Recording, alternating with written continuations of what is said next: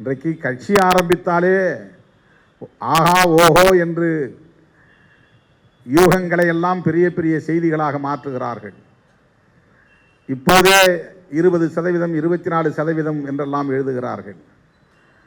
அடுத்த முதலமைச்சர் இவர்தான் என்று ஊடகங்களே வரிந்து கட்டிக்கொண்டு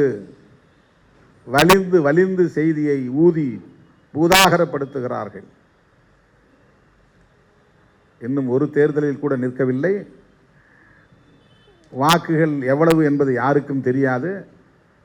ஆனாலும் இந்த சமூகமும் இந்த ஊடகமும் எத்தகைய அணுகுமுறைகளை கொண்டிருக்கின்றன என்பதை நீங்கள் புரிந்து கொள்ள வேண்டும்.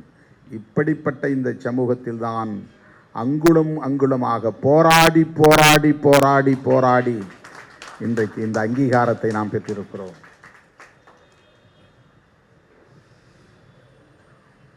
மற்றவனெல்லாம் 100 மீட்டர் ஓடி பரிசு வாங்கி விடுவான். நாம் 10,000 மீட்டர் ஓடினால்தான் அந்த பரிசை வாங்க முடியும். அவன் 100 மீட்டர் ஓட்டப்பந்தயத்தில் பெறுகிற பரிசை விடாமல் இடைநில்லாமல் 10,000 மீட்டர் ஓடினால்தான் நம்மால் அந்த பரிசை பெற முடியும், அவன் பெற்ற பரிசை பெற முடியும்.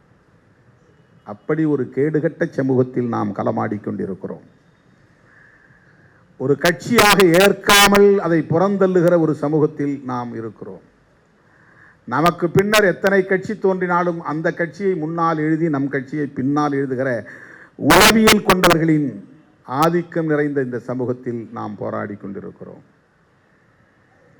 எத்தனை பேர் அறிக்கை எழுதினாலும் நம்முடைய அறிக்கையை கடைசியாக போடுவது என்பதை ஒரு நிலைய விதியாக கொண்டிருக்கிற சமூக கட்டமைப்பில் நாம் போராடி கொண்டிருக்கிறோம்.